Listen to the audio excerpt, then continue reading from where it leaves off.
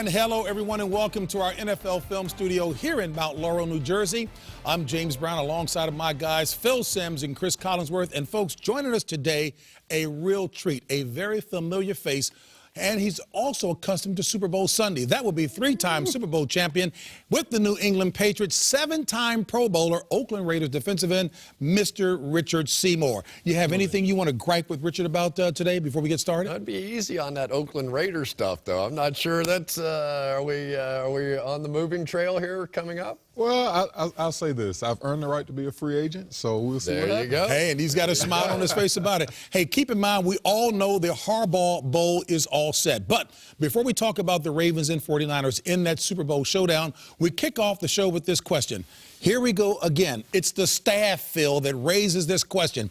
Have the Patriots lost their way? They can't get over the hump. It's done for New England. Give me a break. How do we even come up with these questions? I love this. I love to see when he gets agitated. This is good. I mean, but this is a team that's won. Because this is what everybody wants to know. But listen, people are tired of the Patriots. Right. The fans and even the media is tired. But how can I ask, is it over for them? They've won 10 division titles, 5 Super Bowl appearances. They've won 3 Super Bowls. But they say, well, you know what, in the last 8 years, there isn't a Super Bowl victory. Well, I'll let these guys answer it first. But, I mean, it's that. Oh, they haven't won since Spygate. And so that's always the question when you lose a big game. I just go this. Think about it. Wes Welker catches the pass last year, or if Tom Brady throws it, a foot more inside, they're probably going to be Super Bowl champions. And let's be honest, it's about matchups in the league right now. And the one team that doesn't get mentally abused by the New England offense is the Baltimore Ravens. Yeah. They've seen it. They stand there and go, shifts, motion, when you're going to snap the ball, let's go. So that was. Is that even a fair question to be asking, Mr. Attorney? Well, I mean, they're in the Final Four, and Phil's right. They should have won the Super Bowl last year. But you know what's interesting about the Patriots to me is that I think their entire offensive and defensive game plan were changed over the past couple of weeks because Gronkowski out on the offensive side meant they couldn't do the 2 tight ends, flank them out, bring them in, run, do all that kind of stuff. And then losing Aqib Talib early in that one. He had become the man-to-man coverage guy, and all of a sudden that defensive secondary fell apart the second half. And clearly a guy who would know is Mr. Richard Seymour. You've seen him from afar for the last few years. Right. I mean, is it over for them, or are they still a very dominant squad in your mind? Well, in my mind, when you look at New England, I mean, they're still an elite team. I mean, you look at it, they've been to the Super Bowl in 2007. They lost one play to the Giants, and they went to the Final Four again this year. But I think overall, when you look at New England, it's been a fundamental change in their culture, in my opinion. When you look back at those Super Bowl wins, you look at the 0-1, when we beat the greatest show on turf. You look at when we won in 03 and 04. I mean, we had running backs. A lot of people don't remember Antoine Smith. We had a guy named Corey Dillon. Right. Now all you hear about is Wes Welker, Randy Moss. Sure. So it's been a fundamental shift. With the shift being on the defensive side of the ball. All our personalities back then, they were on the defensive side of the ball. When you talk about Lawyer Malloy, you talk about Willie McGinnis, you talk about Teddy Bruschi, myself, Rodney Harrison. So you can go on with the guys that were there. But we were, back then, I mean, it was really a ball control. Now, you still had Tom Brady, so you still can make all the throws. No doubt, the constant. But it was a defensive effort. And I think one year, we were talking earlier, we won in points allowed, which in my opinion, that's the most important statistic on the defensive side of the ball. And now what it really comes down to, you have to be able to stop the run and run the football. And they've really gotten away from it. Well, you need matchups. That always was hurt. And you got to have a little luck. Come on. Talk about the Super Bowl, the age of parity. You got to have a little luck. Think about David Tyree's catch when he had the football in his head. Think about the year that Bill Cowher finally won his Super Bowl. Think about the tackle that Ben Roethlisberger made against Nick Harper after Jerome Bettis fumbled. Something's got to go your way then, huh? So you got to have some breaks. We don't use the word elite around here. Phil had a whole thing with that. We don't. In an era of design parity, the New England Patriots are the closest thing to a dynasty. No question. Certainly dominant. Bottom line. All right, time for the highlights, and we begin with the rematch, the AFC Championship game between the Patriots and the Ravens. And we don't use the word elite around here. We talk about Chris. Here we go again. Same location, same teams, same stakes as a year ago. I've been waiting for this moment. 365 bro. Take a look around. Take a look around. We've been here before. We've been here before. Tonight we finish where we started. How you doing? Congratulations. Yeah, you too. Yeah, great to see you. Yeah, you too. Great job, as always. Done a great job like you always do. Well, Always study it closely, as close as I can. likewise. Well, can't be us. I'm glad it's you. Yeah, that's what, you know what, I feel the exact same way. Yeah. Well, one Got of a us good team. Got a damn good team. One of us gets to go play gym, I guess. Yeah. See what happens here. 4, 3, 2, 1. Let's go. All day, fellas. All day. The winner goes to New Orleans in 2 weeks to meet the San Francisco 49ers in Super Bowl 47.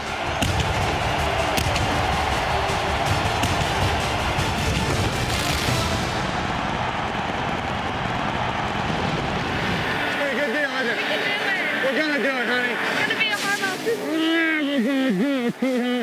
We are gonna do it. Come on. I love you. I love you too. Have a great day, all We right? can do it. Glorious. It's gonna be glorious.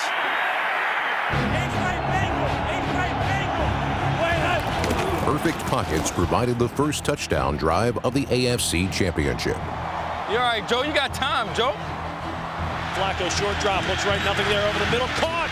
Dennis Pitta has it across the 30-yard line. Oh, yeah. Man, that line is all universe, boy. Flacco, short drop, pumps once, has time, pumps a second time, crossing batter, complete to Ray Rice, 40-yard line, turns a corner, gets the first down as he gets across the 45. That's the line we've been talking about all year. Run, run, run, run!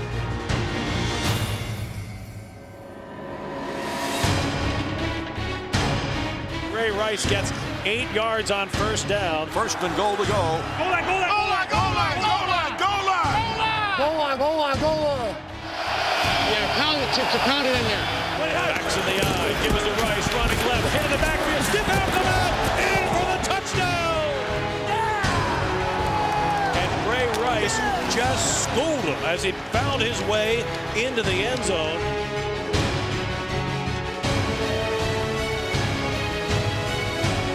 Ravens up 7-3 with 9:28 to play in the first half. Way to get in there, boy. Yeah. Good job.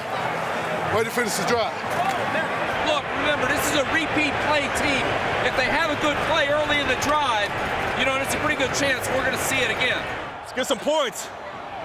Let's get some points. Come on. Hey, let's go get 7. Hurry up, offense all day.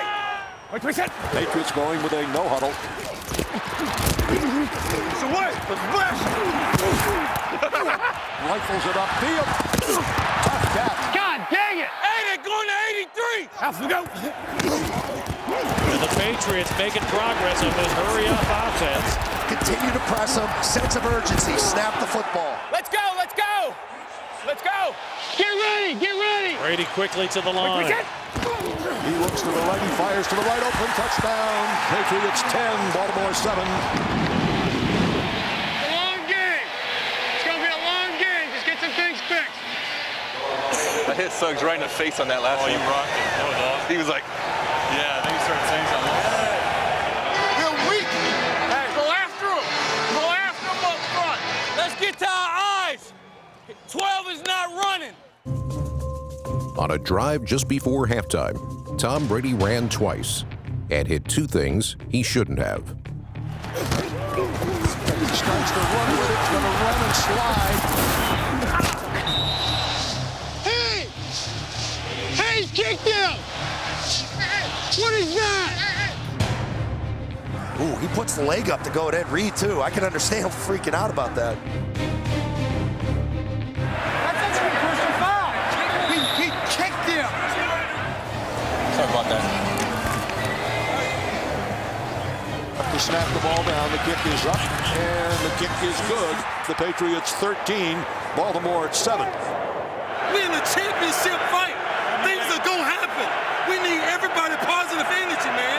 Let's play football. I love y'all too much. Got too much. Ain't no way we're losing this game. Hey, whatever we want, we got to take it. If we want to go, we got to take it. Tom Brady was 67-0 at home when leading at halftime. But the NFL's top-rated offense was battling Ravens' muscle and their own mistakes, including a drive killer at the start of the third quarter. 3rd and 8 for New England. Brady's pass dropped by Wes Welker at the 25-yard line. He had a first down, and he just dropped a perfectly thrown ball. That was a huge drop by Wes Welker. Yeah, it was. Remember, he dropped the ball in the Super Bowl last year that sort of cost him the game, really. Yeah. They don't want no dog fight. Our offense gonna crank up. You guys ready to roll? It's time to roll. Yeah. It's time to roll on offense. Let's go. It's playmaking time. In the second half, the Ravens accelerated their attack, leaning on a quarterback who has elevated his game in the playoffs. Flacco's being a stud right now. He's sitting in the pocket, delivering strikes. That guy will just throw it. He will just throw it. He's about to get smoked, and he just launches it. Joe Flacco starting to make the move into the big boy league. Cool as a cucumber with the game on the line. Unfazed by pressure, unfazed by coverage. Pass over the middle. Oh, big hit, Dennis Pitta at the 5-yard line. That's a big boy hit. Boy, he really labeled Dennis Pitta. Let's get this touchdown. Flacco to throw. Fires to the end zone.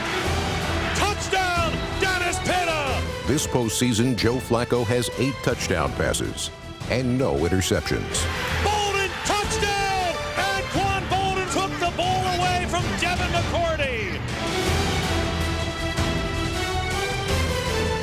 14:56 to play in the ball game, and our score now: Ravens 21, Patriots 13. Had to throw it up high because they tried to undercut it. Good job. Way to go up and get it. That's awesome, man. Keep them going. Keep them going. Keep them going. Hey, James Brown, I don't want no jacket. It's our quarter. Let's have a good one. 1st and 10 Patriots, inside handoff. Ridley bounced around the edge to the 45. Hit spun, ball came out. Ball is loose, and the Ravens say they have it, and the Ravens have recovered. 4 plays after the fumble recovery, Flacco extended Baltimore's lead.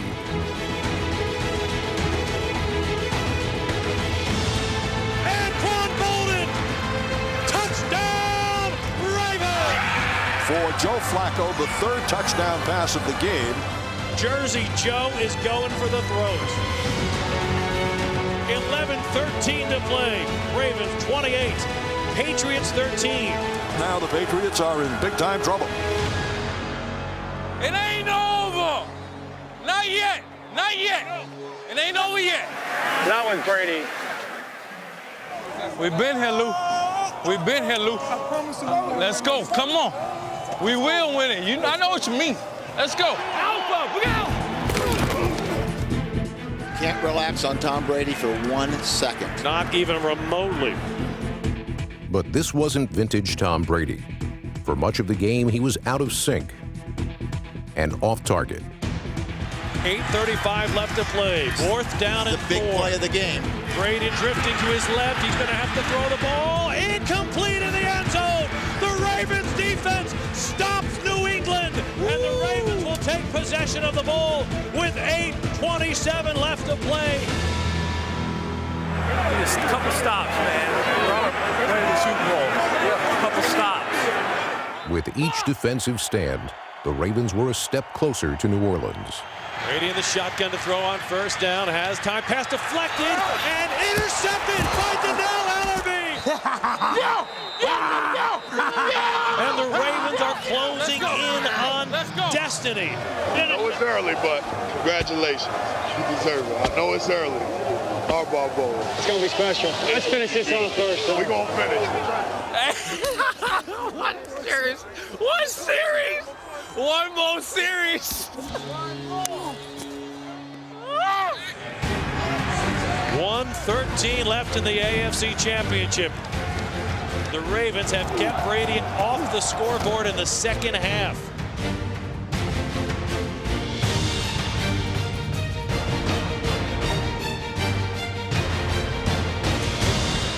And it is intercepted! Intercepted by Kerry Williams! And the Hayes in the barn!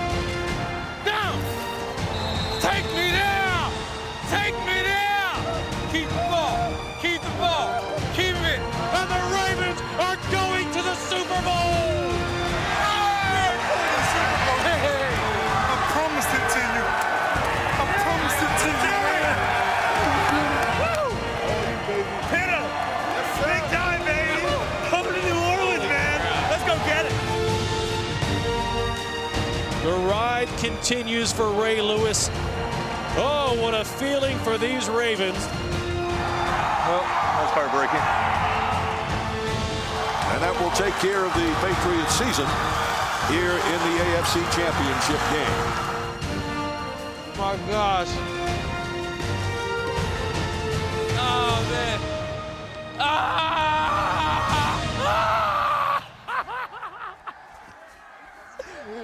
Yeah! Yeah!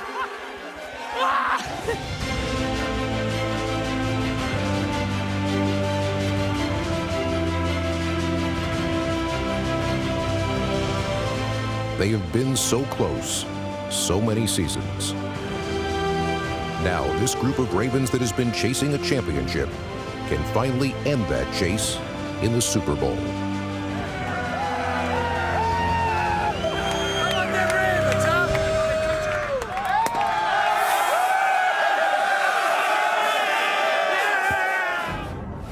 So Baltimore shuts out New England in the second half to clinch a Super Bowl 47 berth. Big props to John Harbaugh and the Ravens. And, folks, we'll take an in-depth look at the Harbaugh Bowl, as it's being called, next week on our Super Bowl preview show. But for now, let's review what we've seen from both the Ravens and the 49ers this season. And I guess let me set it up by saying two significant moves that we all know about. Of course, Jim Harbaugh switching from Alex Smith when he got injured to Colin Kaepernick at quarterback, who's been sensational. And on the Ravens side, Jim Caldwell taking over and calling the plays. John Harbaugh had told me before the season that he and Flacco, Caldwell, got along so well, so I was surprised it didn't happen earlier. But what do you think in terms of reviewing the season? I think we have to start with one concept here, and that is that Jim Harbaugh may be one of the best quarterback coaches that we've seen in a long time. I mean, he took Alex Smith, who was struggling in his career, and he ended up with a 104 But doing well this season. Doing very well this season.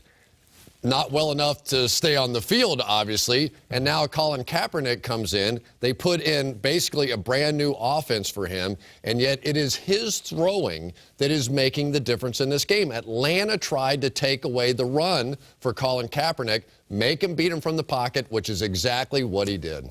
So many people see him, Kaepernick, as only a running quarterback, but he got it done from the pocket. They got their eyes closed in if that's all they see him as, because he might have the strongest arm in the NFL. If not, it's one of the most explosive. It may be Joe Flacco if it's not him. Yeah, maybe the two. That tells you a little bit about the league, too. All these powerful throwing quarterbacks did well in the playoffs. But when you talk about the 49ers, Bill Cowher said this to me once, and it made sense. He goes, the difference in getting to the championship game and winning the Super Bowl is humongous. And it comes down a lot of times to the quarterback. And think about Colin Kaepernick. And I know the 49ers, after they lost to the Giants last year, so close, probably unlucky to lose that game, but they needed more explosive plays. And you get those explosive plays from quarterbacks making exceptional throws. I mean, you can look at almost every game that Kaepernick's been in this year, and you can find 4 or 5 throws you go, wow, that was pretty special. So when you get those special plays, that takes a good football team, a really good one, and gives them the potential to be great. Swinging it to the defensive side of the ball, help me understand, because people always talk about you need to have momentum going into the postseason. Yeah, well, the Ravens lost 4 of their last 5 games and going the Giants into the postseason. did last year. And the Giants lost 4 of the 5. That's a cliche. But what is it defensively that Baltimore has Ray Lewis made that big a difference in terms of that D getting it done? Well, you know, when you look at both teams, I mean, you look at defensive side of the ball, they both get it done. I think it's two teams that really mirror each other, not only from, you know, on the field, but even the coach's last name. And it can be a cliche, but when you look on the defensive side of the ball, I think it's led up front in the trenches. You look at the Smith brothers, look on the other side of the ball, you see Haloti Ngata. And in my opinion, one of the most underrated guys on both teams is obviously Ray McDonald, that plays alongside Justin Smith, and also Kruger. Give them some spotlight. Why? Underrated how? Go ahead. Underrated. I mean, because Kruger, he's probably been the best pass rusher on that team. No question. I mean, without a doubt. And if you look at the opposite side of the ball, Justin Smith gets a lot of credit, but Ray McDonald is a guy inside that can obviously get it done. And then when you also look at from the linebacker play, that's really the quarterback on the field. I can go on and on talking about Ray, but you also talk about, in my opinion, the best middle linebacker in football, and number 52, Patrick Willis. Wow. He's a guy that, I mean. And if it's not him, it's probably Navarro Bowman, the other one. Absolutely. So, you can go on. But I really feel like that the difference with the Baltimore Ravens that has not been hit on so much is the fact that they had a left guard position that had been an issue for them all season long. So they took their right tackle, Kelechi Osemele, move him to guard, switch the tackles, bring Bryant McKinney in off the edge to play left tackle. And from the moment the playoffs started, I mean, think about how bold that move is. You played one offensive line through the season. For the start of the playoffs, you're going to completely reshuffle that offensive line and have them only give up 4 sacks so far in 3 games. To me, that was the difference in this football team. My last little thing here, too, I think it's kind of refreshing, too. Here we got a defensive player. No question. But it's you can argue this point, but we probably have the 2 hardest hitting football teams in the NFL. Without a doubt. Playing in the Super Bowl with 2 quarterbacks that have one thing in common, that they can flat throw it deep down the field for big plays. Well, yeah, how interesting. We spent time reviewing these 2 squads. Most folks, understandably and properly, were talking about the quarterbacks, Flacco and Kaepernick. Sure. But we got the D with some spotlight, much-deserved spotlight of that. Hey, let's head back to the highlights, and we head to the Georgia Dome for the NFC Championship game between the Atlanta Falcons and the San Francisco 49ers. But what happened? What happened? Why'd you keep quiet? Hear no evil. I'm just not going to say something.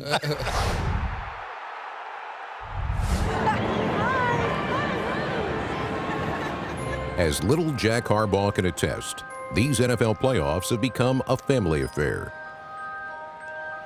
He and his dad went head-to-head hours before it was decided that brother would face brother in the Super Bowl. Game time. All right, let's go have some fun. It's a great opportunity, man, to go to the Super Bowl. Let's do it. It's our time, guys. I'm telling you right now, it's our time. Hey, the great Abraham Lincoln once said the best way to defeat an enemy is to make him a friend. I'm sorry to disappoint Mr. Lincoln today, because we ain't making no damn friends today. All I have today is an each man. Each man give it everything you got. If you do that, man, we gonna win this game. This is what we live for, baby. Please let us on defense first. You ready to go? Let's go, babe. 3-0 right here, D. All right, this could be big here. We'll burn him if it's man. We got to get him on the play action.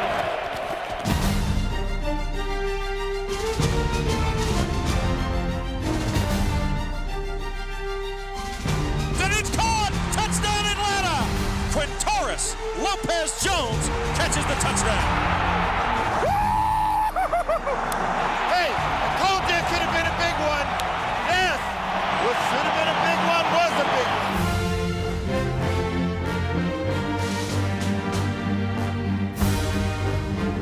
First scoring pass San Francisco's allowed all year of over 40 yards this season. Great start. Great start. Julio! That's the way you do it, brother.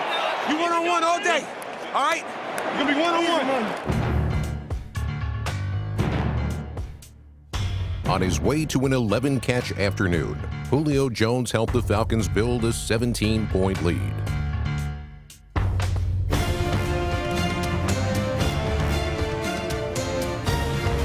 But what a spectacular grab, and maybe even a better throw. Ryan threw that one in a Coke bottle, as you like to say. Oh, he did. Both of those guys were really pushing one another, Ted, and they're led to play. The NFC Championship game, they're led to play. Julio Jones is chewing up the 49er defense. That was a hell of a snatch. 11 out there. 17-0 Atlanta. Right down the script. Perfect. Hey, they can't stop us. No, they can't stop us. They can't stop us. They got to be frustrated, man. Yep, we're in good shape. I want a piece of camera snack. Camera snack. Camera snack. I want some camera snacks. You got to outlast the storm. Go ahead and make some plays. We're going to put some points up right here. Crowd roaring here at Colin Kaepernick. Now we need a play. It is 3rd and 7 at the Atlanta 42. He gave a thumbs up. Kaepernick takes the snap. Kaepernick looking, throws across, caught Vernon Davis. Get there, get there. Best play of the day offensively. Niners pick up the 3rd down. And they're going hand the ball off to Michael James, sweeping right, cuts back 10, cuts back 5, touchdown 49ers. Gosh almighty. The Kaepernick play fake works again, but he gave the ball to Michael James, who spin around the right side and takes it in from 15.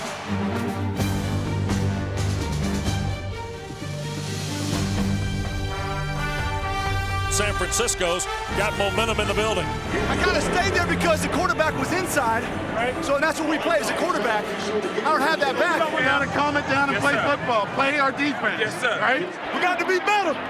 We got to be better. We got to be better. Better would describe the recent play of Colin Kaepernick. 3:50 to go in the half. 49ers down 17-7. Kaepernick with an incredible burst. You think he's running out of bounds. He turns and he tightropes the far sideline and tacks on about 12 more yards. Colin Kaepernick's first play of the day with his feet. By any limbs necessary, he rallied the 49ers.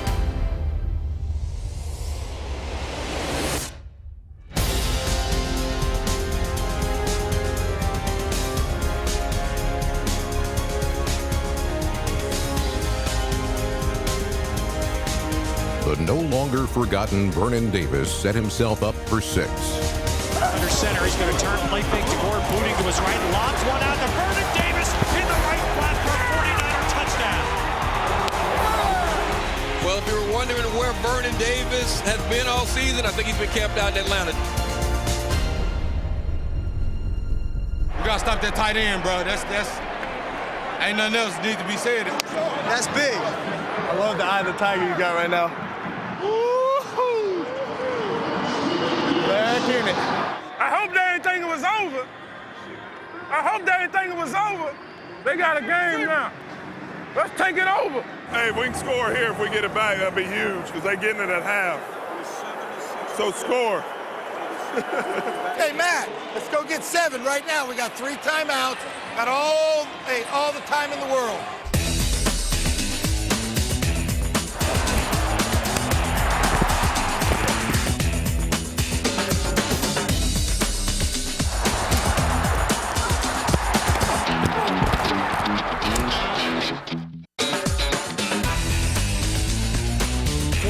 Need some red zone defense here.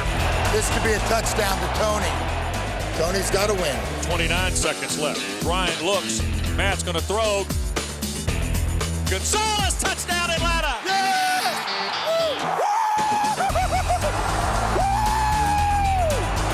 Great catch, buddy. Come on, man. Great. Come on, man. That's how you run 2 minutes right there, baby. The Falcons took a 10-point lead into the half. The 3 of us got a few more plays to make. Let's make them. Take care of our opportunities, you know what I'm saying? Take advantage of our opportunities. Let's go, guys. No team had ever come back from a 17-point deficit to win an NFC championship game.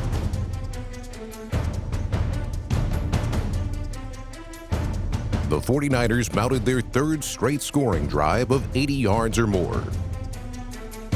And again, closed within 3.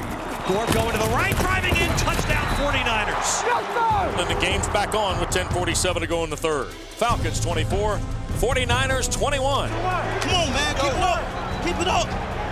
Keep it up, man. We need this. We need another score, okay? To take the crowd right out. Another score, take the crowd right out. They stop right here. We put on points. They might start heading home. Because I think they threw everything they had at us first half. They threw a nice punch. Matt looks, sets, throws, and intercepted. And that's on Roddy White. Roddy runs the curl route and falls down. That's okay, Matty. That's all right. That's okay. Hey, no sweat. You guys are doing a good job. Good job. Good job. Keep going. Kick by Akers is away.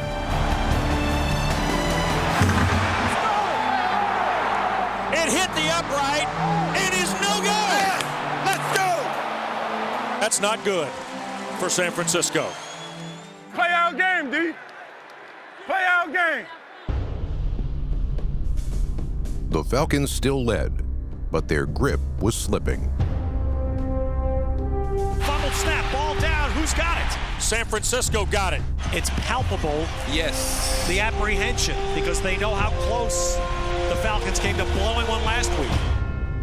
San Francisco's comeback was nearly complete. Crabtree, and he does not get in. And the ball popped out. Did Atlanta get on it? Our ball! Our ball! Our ball! Come on, please. It's our ball. The Falcons do have it. Yes! Yes! I know y'all feel this now. I know y'all feel this. I know y'all feel this. Yes! We all right. Good. We're all right. The 49ers got another chance. And this time were determined to power ahead. Let's go back. Let's put it in. Let's put it in. Can we get in the end zone right here? Yeah, man. Gore on the right side. He's in. Touchdown 49ers. A gaping hole up the right side. And Frank Gore has put the 49ers in front for the first time in the NFC Championship.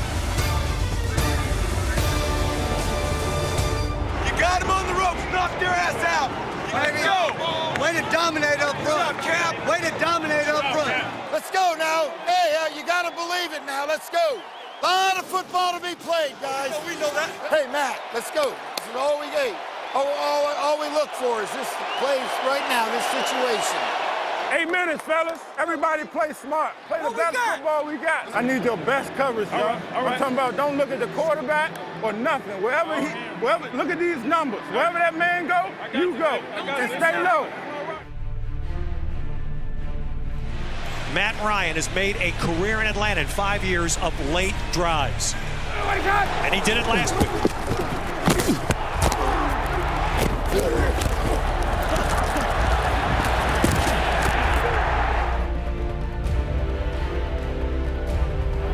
Matt looks. He's going to throw. There's Harry Douglas. The catch.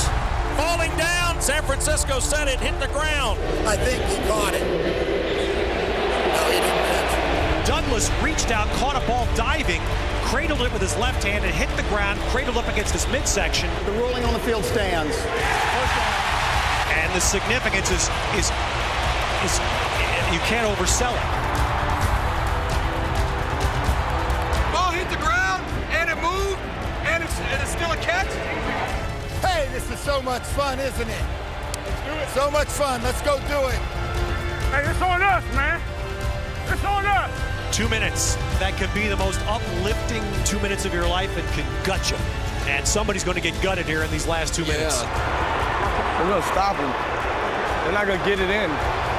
Niners bringing pressure. Ryan shoots it back inside. That is Snelling to the 10-yard line. Boy, Matt take a big shot at the end of this as Ahmad Brooks was coming off the edge. Ryan let it go, and then Ahmad Brooks just drove him into turf. Matt's left shoulder hanging limp right now. Hey, this is why we play this game, man. Right. This is why we play this game, man. We got to get this. Fourth down. Fourth down, right here. Let's go. 1:13 to play. It all comes to this fourth down. 4th and 4 at the San Francisco 10. One play, man. 4 yards. Come on.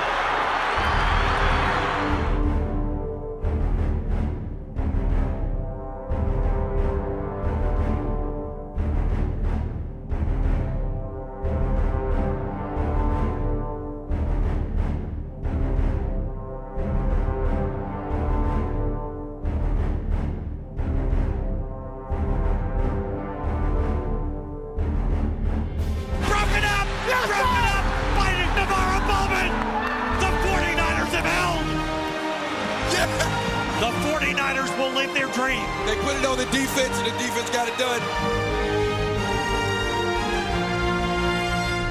The Falcons are turned away at the Georgia Dome by 4 points.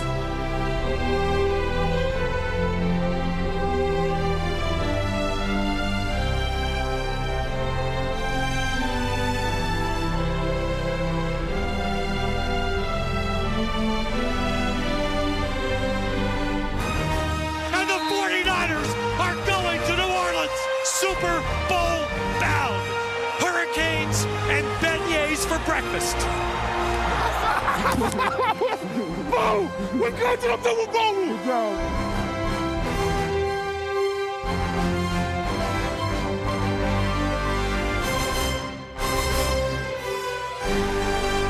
I got one question for you. Who could possibly have it better than us? So Jim Harbaugh invoking his dad's family mantra, which is, who could possibly have it better than us? Chris. Nobody. But Chris really could. We know that. Outstanding. Congratulations to Jim Harbaugh and the 49ers. So look, many of these guys, even though the coaches have been there as assistant coaches before, many of these players, first time on America's biggest stage. You've been there several times. Right. What would your advice be in terms of how to enjoy the Super Bowl, but mindful of what the task is? Right. Well, first of all, you know, you've worked your whole career to get to this moment. No question. And, you know, I think it's something that you definitely need to enjoy as a player. But I think your mindset needs to be, we're going out here on a business trip. As cliche as it may sound, we're going to win a football game. If you want to party, this is what we always talked about. And I was a rookie my first time when I made it, obviously. Oh, so it had to be hard for you then, right? The good thing is I had a lot of veteran guys on the team. It was a veteran-laden team. And they really set the tone for the reason that we were going down there. And when I look at both teams, they have, you know, veterans across the board. And they need to set the tone that we're going on a business trip. We're going to enjoy the time that we have there. If we want to party, we'll party the night of the Super Bowl. And I think that needs to be the mindset. Having worked with my man for a long time, I don't even know if I really want to ask him about it because Chris had to really kind of get over some stuff about that. I'm just going to listen because I have no idea how to win a Super Bowl. I'm over doing this thing. All right, go ahead. Just have fun. No, people got to have. Tell people how to win the Super Bowl. Go on. I have no clue. Play a team that's not as good as you. That usually helps. How about that one? He says, don't go down there and party. Well, I can just say this. In 1986, the team, we did win the Super Bowl. Our team partied. I'm on the bus. This is the true story. I'm on the bus. We're getting ready to go to practice. You know, you have your media. You get on the bus. You go to the facility and you practice all day and all that. I'm sitting on the bus and they're telling stories of what everybody did the night before. And I am crying laughing because it is funny. I go, my God, we're out of control. And then finally I go, whoa, man, we're going to lose. And then Lawrence Taylor goes, don't worry about that. Broncos are partying harder than us. I said, and it reassured me. I go, okay, as long as everybody's doing it, we're on equal field. But Chris, you do have some insight and wisdom, even given that challenge associated. And I mean that honestly. You know, honestly, something is going to happen during the week. You know, you just can't panic. I mean, for us, it was the Stanley Wilson on the drugs the night before the Super Bowl, the whole thing. And so Sam White came in and started giving his little speech, trying to explain the whole thing. And then he walked out of the room to leave it to the players, and everybody was just sitting there stunned, you know, and what to do. So I sort of thought I was one of the leaders of the team at that point. So I stood up in front of the room, and I was like, you guys know Stanley Wilson. He was fighting this thing the whole way. I said, you know, he gave his all to try and just got him. I said, he's a great friend of ours. I said, let's go out and win one for Stanley Wilson, right? So there's this beautiful silence that lasts about 3 seconds. Right. And all of a sudden, from the back of the room, I start hearing, would you sit your ass down? What are you talking about, win one for Stanley Wilson? He's out there, he's screwing us over on that. It was unbelievable. That's so, great. I mean, there will be a moment during the course of the week or during the course of the game when it goes against you. Sure. And mentally, you have to be prepared for that. Bourbon Street definitely doesn't help as well. I was going to say, and given that attraction, they're in New Orleans, which is a serious city. You said veterans played a good role for you to follow their lead. How would you, and what would you suggest to these guys to avoid that, this distraction, if you will? Well, you know, I think, like I said, you go down with a mindset. You know, and we always said, you know what, early in the week we're going to have fun, we're going to go out, and then we're going to taper it back as the game come closer. And, you know, Coach Belichick, he was good if he could look in our eyes the next day and tell, just to be able to check the temperature of the team and see where the team was. You know, it wasn't just a philosophy, well, Monday we're going to do this, Tuesday we're going to do this. You know, we just kind of checked how the team is feeling, what the team needs. If we need to be perched and touched in different areas, then we did what we needed to do. But ultimately going down, we understood the reason what we were going. So if you get up to give a speech, if we yell at you, will you sit down? I did that. That's all it takes. Just yell at you and you sit down, huh? I did that Okay, day. yeah, here, I don't blame you. Was it okay having this discussion on this segment here? Yeah, I'm going to go see my therapist. Because I'm really sensitive to my guy on this one. Hey, the Harbaugh brothers will try and keep their focus and the players all towards next week. But whether they like it or not, the coaching siblings will be a massive storyline. But Super Bowl 47 is not their first NFL matchup as head coaches. That came on Thanksgiving night, 2011. What's up, brother? Good to see you, man. How you doing? Good. Love you. How you doing? Love you. Love you. Doing all right. A little more at stake in this one than chasing beer cans. No doubt. In the basement. His dad got a stopwatch out here. Love you, man. Love you too. I'm so proud of you. Hey, no matter how it comes out. No matter how it comes out, that's right. You can't change that. Exactly right. Huh? Exactly right. Jack, want to get out here? Joy of competition, man. The joy of competition. You gotta keep the lights out. Yeah, but it's too far back. It's not even with that right there. Yeah, but Pete Jim says it's close enough. Let's go. Let's get to him now. Let's get to him. Let's go. Let's go, guys. Anything you want to yell yet about me yet? Not yet. You're just waiting. You're saving it? I'm watching. I want you to kind of get it a little bit at a time. Spread it out a little bit. Yeah. You good? You good? Yeah. Anything you want to scream at me yet about? No, the right tackle's moving a little early on the pass plays. Woo! Was he hot over there? You have a lot of legs. That's all I got to say. I think I'm a little calmer than him, actually. But... Yeah, you are older, right? Yeah. How come you always get me in my face? Always in the face. That's what I'm talking about.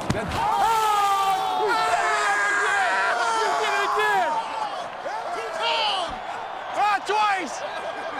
Hey, that went all the way down. I got ice cubes in my back. Nice job. I love you. I'm proud of you. I'm proud of you. I love you too. Great job with that team. You're a great competitor. I'll talk to you. You guys got a great team. You know, I hope we see you in the Super Bowl. You know, let's go play that game. So John Harbaugh is 1-0 in the sibling rivalry, and joining us now is our new NFL insider from CBS Sports, Jason La Canfora. Mike Lombardi took the Cleveland Browns GM job because Jason turned it down, but it's good to have you. There you go. One Italian for another. There you go. It doesn't make any difference to us. So 1-0, but that was a good matchup on Thanksgiving. Well, we're going to talk about the Harbaugh brothers. Now, I'm just going to throw this out there real quick. I think we all know both of them a little bit. Do you think Jim has forgotten about that game? No. I mean, come on. That's it. So that game has been eating at him, so that's just carrying over into this week, and it's awesome. You know what's unbelievable, and you know these guys too. They're brothers, and they're both hyper-competitive, tough guys, right? And their teams reflect that. But when you interview these two guys, they could not be any more different. You know, John is sort of the button-down corporate kind of guy that you could see at a cocktail party, blah, blah, blah. Right. And Jim is a little like Jack Nicholson.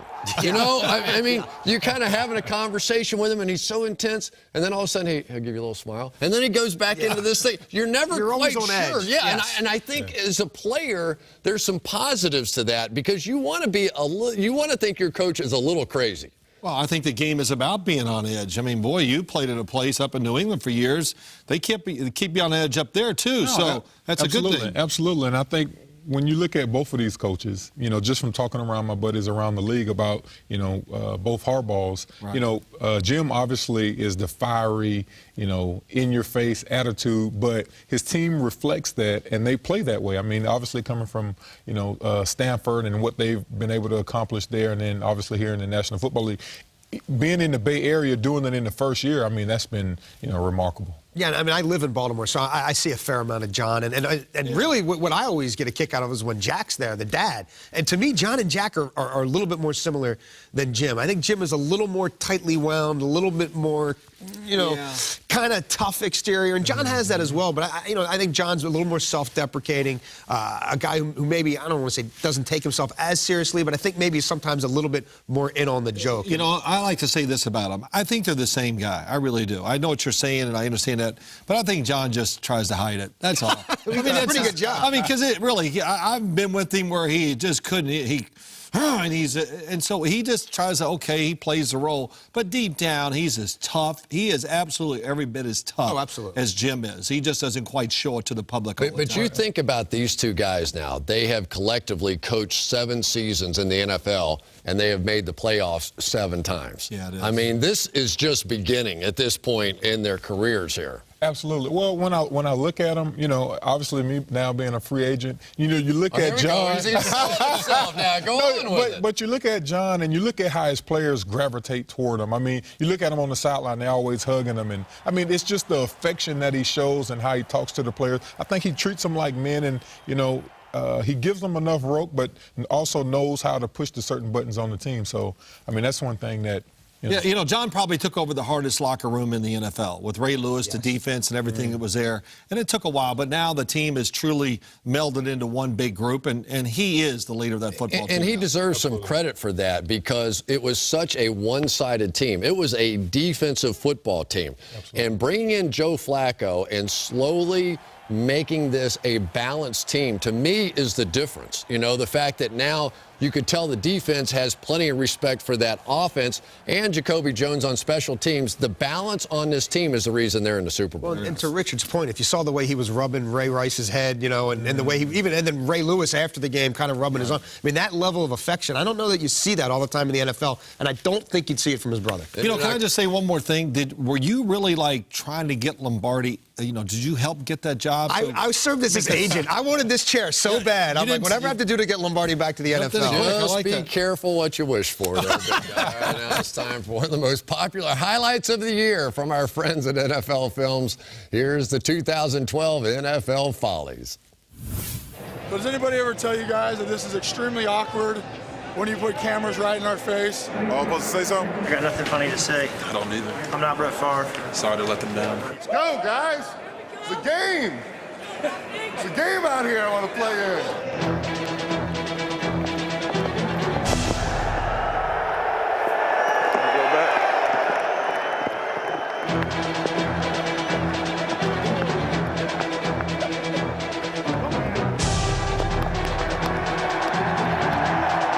It's easy. Easy. Easy. You gotta go do that now? Yeah. All right. I'm eating burritos bigger than you. I'm hungry, man. I gotta eat it. Feed him. He hungry. Be hungry now. Be hungry. We'll ground these guys up and turn them into little bitty Eagle meatballs. We got to get our minds right. I say that to say this. If you wouldn't have did what you would have did, then we wouldn't have been where we was at to get what we got. That just don't make no sense, dog. That's not smart. I'm all messed up. Go help him! Get your head out of your ass! My bad. Didn't mean to grip your ass like that. I'm dirty. I got blood on me. I probably my pants. Ain't no big deal. How you gonna fart on the heater, bro? That's nasty. You cooking farts over there, man. How my teeth look? Hey! Quit looking at yourself. So from football follies, we now turn to the serious business of the football week. Now, normally, the man who is the legend himself, Michael Lombardi, he's with us at this point in the show. But you know what? There's a new insider in town, and I'm pleased to welcome him officially. You saw him earlier, but we're welcoming Jason Lockenfor, my colleague at CBS Sports, who, by the way, formerly with the Detroit Free Press, the Baltimore Sun, and the Washington Post, and he's already got... Oh, I'm sorry? No, who'd you say? Michael who? Oh, you forgot him already. Michael Lombardi. He's gone. Your guy. Jason, take it away. What do you have for us? Well, guys, I've talked to some people today who say that Woody Johnson is very interested in trading Darrelle Revis. Now, you look at the Jets, they're in transition, and new general manager John Idzik. One of his first courses of action may be trying to find out what he could get for Darrelle Revis. He's set to make $6 million this year. But then after the season, he can't be franchised after 2013. They don't think they're going to have the wherewithal to keep him off the open market. So if you're going to get any value for him, you need to find out what he's worth now. Yeah, he's coming off an ACL injury. You know, you can get creative with these trades. It's a second-round pick that moves to a first if he starts 8 games. It moves to 2 twos if he starts 4. I mean, there's ways to structure a contract. There'll be teams that want Darrelle Revis, and Darrelle Revis is going to want to be paid. Is that a like good one of the move top defenders in terms of retooling? I mean, especially in light of what Adrian Peterson did this year. I don't think people are quite as afraid of ACL injuries as they once were. You agree? No, totally. I mean, you look at what AP did. I mean, the year that he's had. Charles, absolutely. There's a list now. Absolutely. I'd be scared. You would? I absolutely mess would. with it, okay? I would be square. But hey, the Pro Bowl. So the question is whether it's going to stay or go. As a matter of fact, we're rushing through this segment here, this whole show. Because who's got to go fly? It's all about Chris. It's all about Chris. Got to go to the Pro Bowl. What are you waiting for over there in Hawaii? He's got some substantive information. Get another I think this is it for the Pro Bowl. I mean, they either come out and play like it's a football game, is basically what the commissioner told me, or it's going to be over with. Because, what happened last year with this game and the way they played it, he said that's not football. We're not going down that road. So we're going to see at the Pro Bowl this year. So you talked to the commissioner about this? Yeah. And that was a concern he expressed. But, JB, when you say that, the only thing I would say is, and I understand, because it was hilarious to watch. And the one that went down in Miami was an all-timer. They just stood there and just let them run up and down the field. But people watch it. I mean, even last year, the rating on that Pro Bowl the last couple of years, it's still very big. So that's why I wonder, can you get rid of it? And you've been to a ton of them. I mean, but can you really give a serious effort out there? Well, when you look at the Pro Bowl, and everybody on the outside talking about it. I mean, it's easy to be tough in another guy's body. But when you look at the Pro Bowl, it's so tough from the inside interior line guys in the trenches to go all out. I mean, yeah, we can sit back, we can drop back, and we can throw and catch the ball. But I think in the trenches, it's definitely a different animal in terms of getting ready to play that game. I mean, it's... Wait. What are you going to say? You were no. Adrian Peterson has already told the commissioner, he goes, listen, if they're not going to tackle like they didn't tackle in the Pro Bowl last year, he said, I'm going to run for 600 because I'm playing. So, we'll see. Yeah. And it's a balance of theater and football. And the players want to be there. The NFLPA wants to have, at least for the experience, but obviously no one wants to get hurt. I mean, I just wonder, you always hear the NFL, and what does Commissioner Goodell say? Innovation, innovation. Maybe it turns into a skills competition. Maybe it turns into, like the Superstars, back in the day, where, Chris was the man, by the way. Maybe they'll make them wear Speedos, Chris. Which is what Chris wore in the Superstars competition. What else you got, Jay? Let's go on here. Chris, let me set you up on this one, dealing with the Raiders. This will probably be the last topic. The Raiders, the word that allegedly Tim Brown, former Raider himself, and others are saying that the previous coach, Bill Callahan, was basically committing sabotage, if you will, for the team. The quote from Tim Brown was, we all called it sabotage because Callahan and Gruden, speaking of John Gruden, who, of course, was the head coach of the Raiders and brought Callahan there, they were good friends. Callahan had a big problem with the Raiders. He hated the Raiders. The only reason he came was because Gruden was there. So Tim Brown and some others are thinking that Callahan sabotaged the game plan so that Gruden could win a Super Bowl.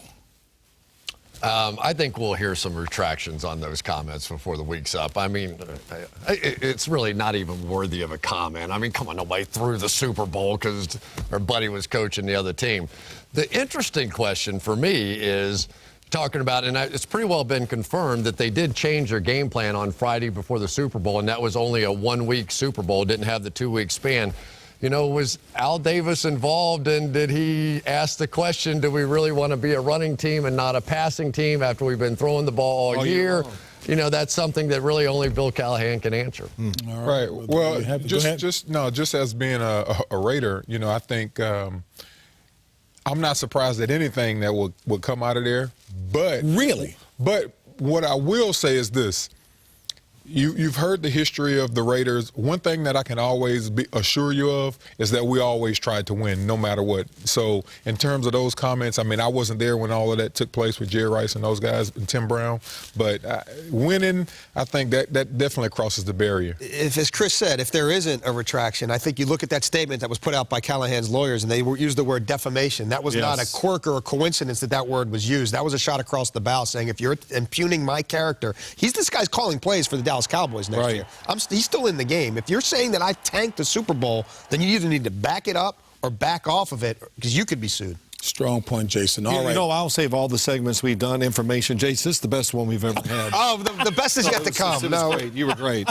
Oh, boy, Mike Lombardi is getting it big time. As we mentioned earlier, our old friend and Phil's good friend, Mike Lombardi, is back in Cleveland already with his nose to the grindstone. And he was in such a hurry to leave town that he left his parting gift behind, which was the 2012 Inside the NFL Award for Worst Insider. And it happens that the only person that didn't know Mike was going to Cleveland was Mike Lombardi himself. Are you going to be here next week? I'm going to be right here next to my man. And his phone. His phone. You didn't introduce his phone. I'm going to be right next to my man on the telephone recapping Black Monday. I'm very comfortable. I know you are. I mean, it's all good stuff. The Cleveland Browns have a general manager. They've made no decisions going forward. I've had no conversations with them. Unbelievable. No conversation with him, huh? Yeah, you know, Oh, please. That was the best. Yeah, you're sexy for the thing. I love it. I like when he said that I'll be sitting right next to you. Phil, next week I'm going to be sitting right here. I'll tell you, Mike, you've lost a lot of weight. But you know what? He really isn't ignoring us. He did leave a Dear John email, and here's what he said. Phil, he thanked you for teaching him that white socks and sweatpants do go with dress shoes.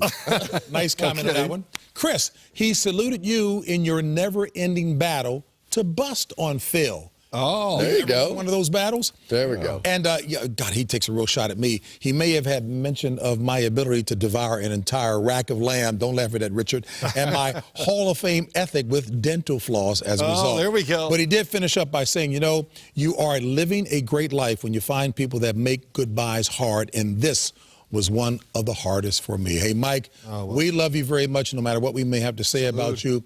God bless you and everything that you're going to be doing there in Cleveland. So, after that, there's only one thing to do, and folks, it is now time for Dear Insiders. The big fella, Richard Seymour, goes first. Richard, as a veteran player who's seen pretty much everything in football, I'm hoping you can help an old teammate out. Do you know where the mute button is on Facebook? Thanks in advance. Wes from Foxborough. Your advice to Wes would be what? Keep in mind, your wife is watching too. Go ahead. Yeah, no. Oh, my goodness. That's a tough one. You know, let Wes play on the field, and if he has any comments, let Wes speak for himself. We don't need any other comments coming from the household, period. From the three married guys, and of course, I'm one as well, making it four. Was that good advice coming from Richard? Very good. Very safe? Better he on the hot seat than me. Safe advice, huh? Well, Jason, now you're next. Oh, Jason, good. Well, there we go. Thanks for helping me out by turning down the Browns job. I just want to make sure you got the insider instructions I left you for cooking JB's lamb chops, the airport pickup schedule for Chris, and the address for Phil's dry cleaner. Thanks in advance, Mike from Cleveland. Did you get all of that? I can multitask. I'm also good for birthday parties, bat mitzvahs. I can carry golf clubs. I'm sturdier than I look. So, yeah, I'll earn my keep. Oh, good.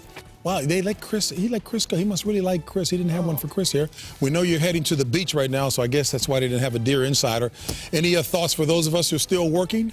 Work for me, you know. I'll be thinking of you guys. Have a great time. I'll be watching. It'll be good. That wraps it up for us. We thank you so very much for tuning in. And for our guy, the big handsome stud, Mr. Richard Seymour. Nice job today, buddy. Very good, Richard. All right, we enjoyed it. Hey, look here. We'll see you next week from the Super Bowl down in New Orleans. And we'll do that on Inside the NFL right here on Showtime. You got the big handsome stud of nothing, Jason. I'm just a grunt. Oh, you got to do it again. I'm sorry. You're not doing that again. No, I didn't see it in problem. That's the problem. You're just rude. You have to live with it. That's it. Hey, You're I not didn't doing see it it in again. problem. No. Hey, we got to do it again. No. Hey, Lisa and Shaq, you know we can't leave that like that.